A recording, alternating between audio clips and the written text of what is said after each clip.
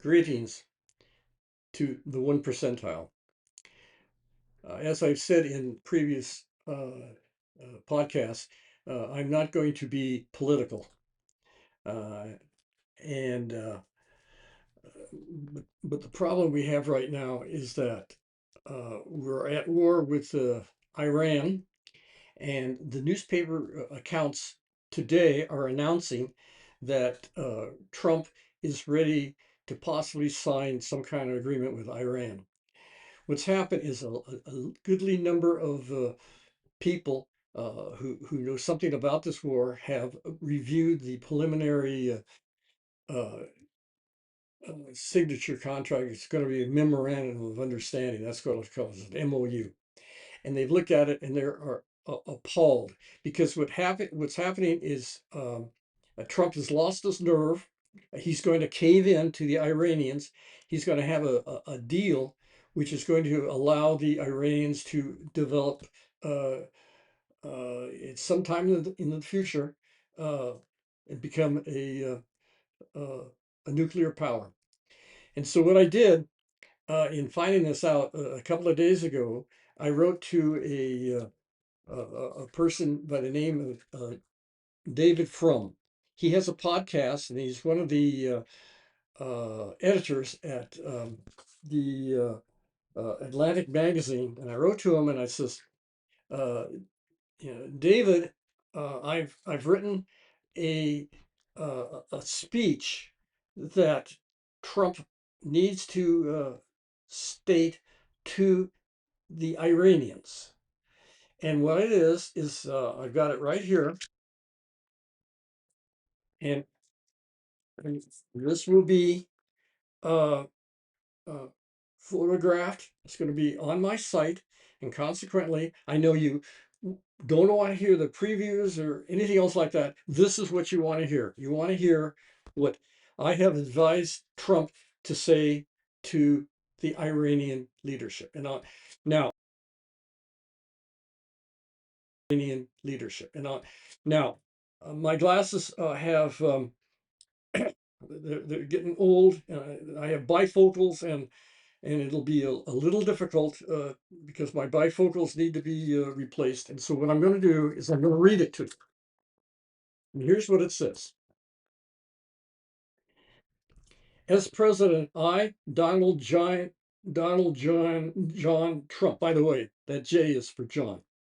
As president, I, Donald John Trump, and our united Congress have jointly decided that Iran is a rogue nation, and we, the American people, take deadly serious your proclamation of death to America. And to prevent that from being carried out, will not continue the war by destructive means on your territory. This in order to save lives. Instead, I seek to destroy your leadership by economic means. This to be accomplished by seizing every one of your oil tankers via our helicoptered in combat teams and till and sail them to a port that has the facilities to pump out the oil, store it, and then pay the United States government the current price for that oil. After that, the empty tanker will have its crew removed and repatriated back to Iran. If the current leaders do not reopen the Strait of Hormuz immediately to become a free waterway to shipping, these interred crew members will be confined by this government until said leaders comply by removing all restrictions to free passage through the strait. In addition, each of the empty tankers to be sailed out to sea and subjected to our submarines to engage them for torpedo target practice. This will continue until the leaders agree to meet with our negotiators for just one day, in which they will be fully surrender their nation to the people of Iran in order for them to come to power and then write a new democratic constitution, have a free election in order for this formerly great nation to join the various nations of the world in peace and prosperity. If they do not fully surrender, then their freighters will also be seized, their cargoes removed, sold, and paid to the United States government, then taken out to sea and then sunk. Finally, this administration will guarantee the Iranian leadership will be safely removed from power and transported to any nation that will have them, perhaps the Russians. That is the speech. Now, and that is the extent of what I suggest the President of the United States says to the Iranians. Now, to continue on.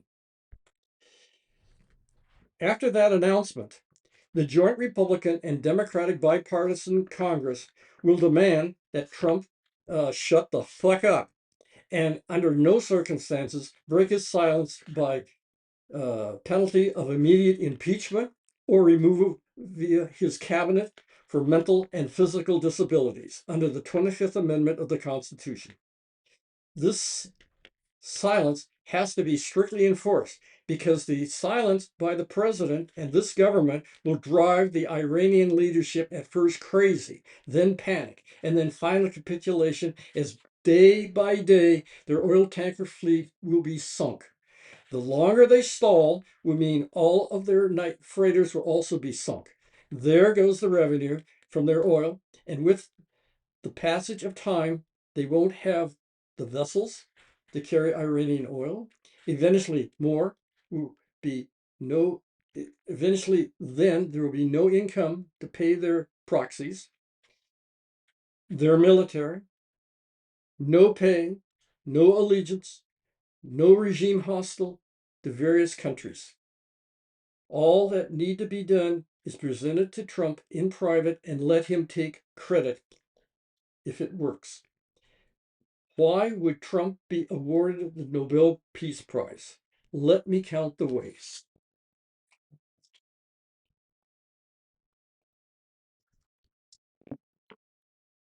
First, peace.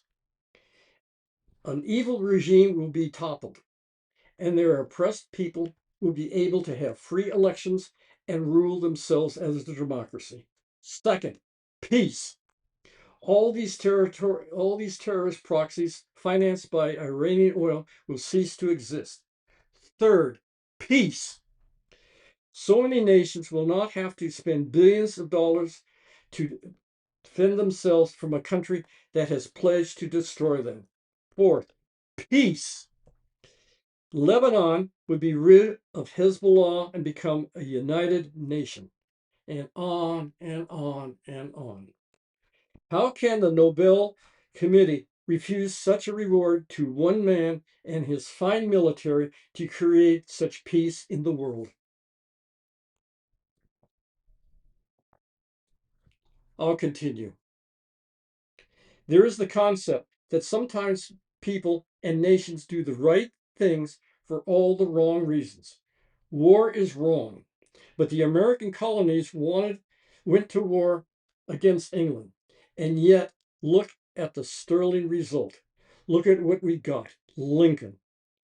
I really believe the Gettysburg Address is the equal to Christ's Sermon on the Mount.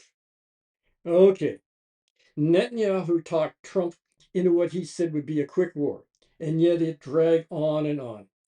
Iran's negotiating tactic of delay and delay and delay could be turned against them in this radical concept that the longer they stalled, the more their tankers sank. Oil sold off and the money paid to America. So why did I write playing this plan and send it to David Frum and the Atlantic magazine? If either had phoned me and asked me, why did I mean to credit that Trump wrote it? Why not make it public and take credit for it? I would have told them that Trump so desired the Nobel Peace Prize, and if he read the strategy and then implemented it in his final result, would be a democratic Iran.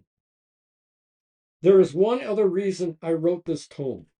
I wanted to continue telling I wanted to continue living because if Iran ever became a nuclear power, I think it would eventually end the human race end as a species. And I am part of that species, which is in great danger. This harsh and controversial announcement has to be done by a united Congress because the alternative is to not do so will lead to the ending of the United States as we know it. To continue to kick the Iranian nuclear can down the road will lead to the following series of events.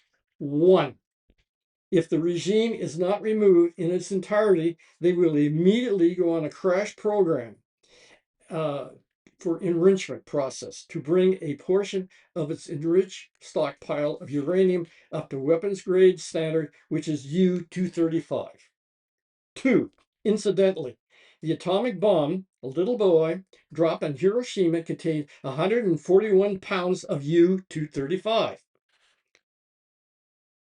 Three, what the Iranians can do and may actually do is take the small amount of U-235 uranium and use it in a suitcase bomb. Next, this is what it takes to create a suitcase-sized bomb. A simplistic gun design of the little boy used over Hiroshima as the basic model and then miniaturized to fit into a large suitcase with approximately 140 pounds of enriched shaped U-235. Then construct a simple firing mechanism to slam the initially separated shaped portions of the U-235 together down a short steel tube to achieve critical mass. All it would take to create the explosive power that devastated that Japanese city is one person to press a button, sending off the explosive charge to achieve critical mass. The person pressing the button would be vaporized as well as the pilot, but both would be sent post haste to their Muslim heaven and marry a number of virgins for all eternity, plus other rewards which are reserved for martyrs who commit suicide in the name of Allah. As such, I know of what I speak concerning atomic bombs. This because I used to work for Lockheed Aircraft, and back then they had a division called Sandia, which designed and produced nuclear warheads. To continue, there are plenty of Iranian fanatics who would know how to fly a Cessna 172, which has the volume and weight capacity to hold a crude 300-pound bomb, plus the pilot and bombardier, so to speak. To avoid suspicion, when renting the Cessna near a general aviation airport near New York City, the dedicated pilot would show his pilot's license, aircraft damage insurance, and submit a flight plan that would fly over New York City to a distant airport. Approaching the city at 10,000 feet, the pilot would make sure the plane's transponder is on so the ground controllers can track it and route it over the city. That is when the pilot would go be over the city center, then dive down to 2,000 feet to achieve maximum damage, which was the height over Hiroshima. Aftermath, and here is the aftermath. The American nuclear scientists would soon be able to determine which country created the bomb because of years of CIA intelligence gathering of each nation who possessed nuclear weapons. It had to be Iran. But how does the United States military extract revenge? Well, currently there are 400 Minuteman III intercontinental ballistic missiles, ICBMs, deployed in underground silos. They could all be fired at Iran and kill every one of the 86 million Iranians who live there. But we can't. This is because the radioactive cloud would kill millions of people in the surrounding area. As such, I am not going to even approach the various reasons the leaders of Iran would make such a life-ending suicidal decision. The thrust of this lengthy tome is to present the means, but not the whys, of a bunch of religious fanatics uh, who would do such an evil deed. However, what does come to mind is a portion of the Iranian leadership which in its religious segment is a society of death. The American religious argument is we are a society of life. Hard to bridge that gap when the best two words you hear when a Muslim person blows himself up with it, I hope I'm pronouncing this right, Allah Akbar. Now, here's the beginning of the letter. Now that you've gone through the important stuff. To the Honorable David Frum, Atlantic Magazine position senior editor, from Drew. Subject: How President Trump can win and end the war against Iran. Simply, it's all about numbers and timing. The result: to eliminate the nuclear existential threat to New York City. The reason I'm writing to you directly is twofold. First, I am a devoted follower of your YouTube podcast, The David Frum Show. As such, I wish to make some comments about it. I do not mean to flatter you. You do not think like Trump and concede through flattery. This is what I honestly believe. You are that rare erudite member of that universe which I consider toxic social media. Having said that, I can explain why I am prejudicial toward you in a personal sense. You are currently from Canada.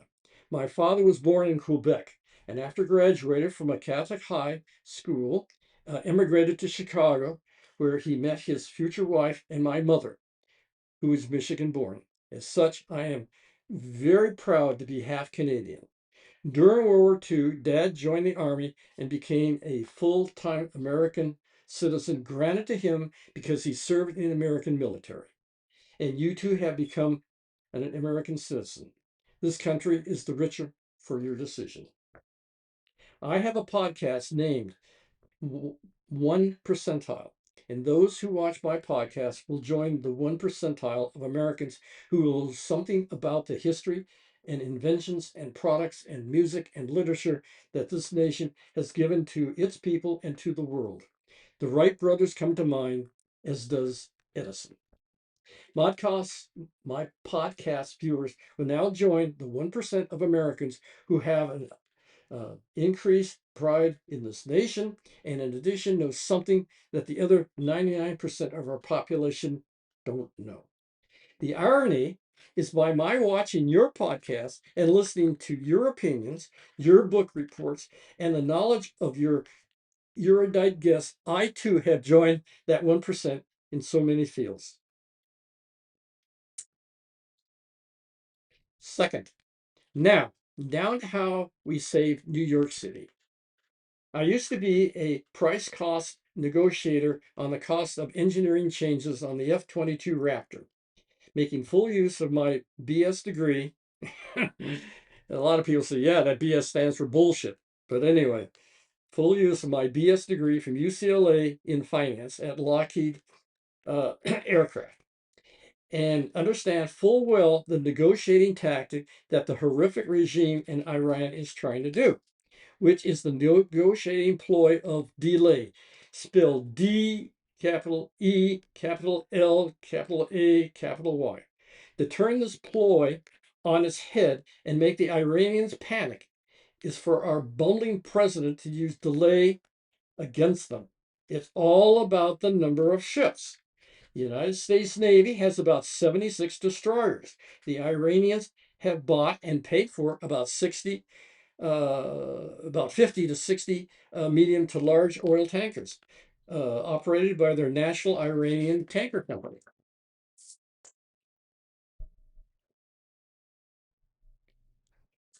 And I think that's about all I have to say. So, uh, included will be a copy of the president's speech to the Iranian leaders. Uh, I hope what you do is you copy it, you send it to your congressman, to your senators, to newspapers, to anybody who will read it, because the president has to go and See ya. Now, the reason I wrote it to David Frum is because he has the connections and his magazine has the connections to be able to go to the advisors to Trump and say, you have got to read this and you got to follow the instructions, which is after you read it, shut the fuck up. And again, I'm not being political here. Uh, I have, I've got nothing against Trump. He was talked into a terrible war, and this is the way he can get out of it. And I'm just going to leave it at that. Thank you very much for spending the time to listen to me. Oh, there is one other thing I want to say. It says here, now, chew on this. If you ever watched the beginning of Stanley Kubrick's 2001 A Space Odyssey depicting a group of apes nearing their evolution to becoming human, gathering around a water hole with primitive pigs wandering around them, and wondering what is this all about? That black monolith did not transmit through the ape's hand some sort of knowledge. It was more important than that, and instead led to that group's survival. A rewriting, a rewiring of his brain created the ability to understand cause and effect. He picked up a large bone, experimented with it, and then on impulse slammed it down onto the skull of a long dead wild boar. That heavy bone to kill those wild boars would provide pig meat to eat because they were starving with all that pig meat wandering around. Okay. Later, when another tribe of evolving apes came to overtake the watering hole, that bone became the weapon to kill the existential opponents of the tribe. That is why the nonsense occurred in our toxic social media is so dangerous because of various agitators who are dividing up the American population into tribes of we versus them. In Kubrick's movie, that is when the survival of the fittest becomes hardwired into those apes' brains and then carried forward into our current brains. Ultimately, we have become a warlike species.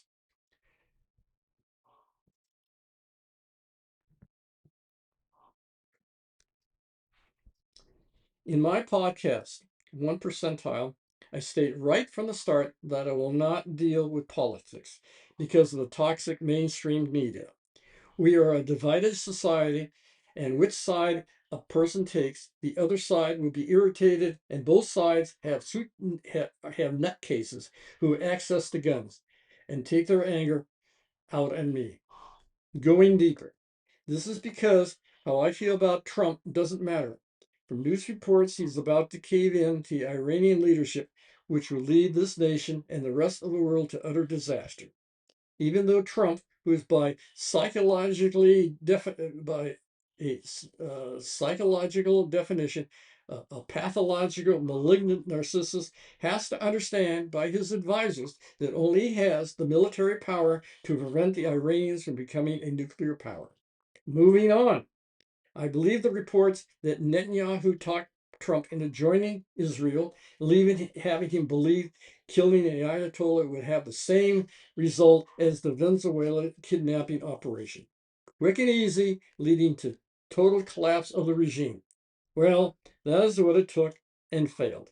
If Trump loses his nerve and caves in, allowing Iran to continue its nuclear project, then I believe the evil religious fanatical leaders of Iran will eventually lead the world into a blundering initial nuclear exchange that will eventually end the human race. To emphasize the Kubrick premise, utilizing learning and employing cause and effect to which you have to kill existential opponents to survive is hardwired into our brains. And since we have the ability, it's called war. Humankind, not so sure about the kind portion of the word, will ultimately have the means to destroy our species. The title of the book that inspired the production of the movie, Oppenheimer was Oppenheimer, the American Prometheus. The horrific irony is the Greek titan Prometheus stole from Zeus the magic of fire and gave it to humanity to give them heat from the cold, light to see in the darkness, and heat to cook their food. The Greek Prometheus paid for this theft from Zeus, and in the rage of Zeus had Prometheus chained to a rock atop Mount Olympus, and then had an eagle chew on his liver for all eternity. Our American Prometheus gave the world the ability to end humanity's existence. Worldwide radiation and years of a nuclear winter, killing all of our crops and animals, would have finished us all off. The only thing that will survive from our destruction and take over the earth will be cockroaches. In an all-chilling first step to our quite possible demise is for Iran to obtain U-235, which may lead to our eventual destruction. I'll leave you with that. Thank you, David, for taking the time to read this lengthy tome. And while parts of it seem outlandish, which we as Americans have a tendency to do, as a pilot, I am so glad that a couple of American brothers sought to invent a way to join the birds, which of course was the airplane, the Wright brothers. With all due respect and admiration, Drew. He didn't. Leslie, I'm appealing to you. Thank you very much. And if you enjoyed this podcast or any of my other podcasts, make sure you go down and touch the buttons for liking this podcast. Goodbye.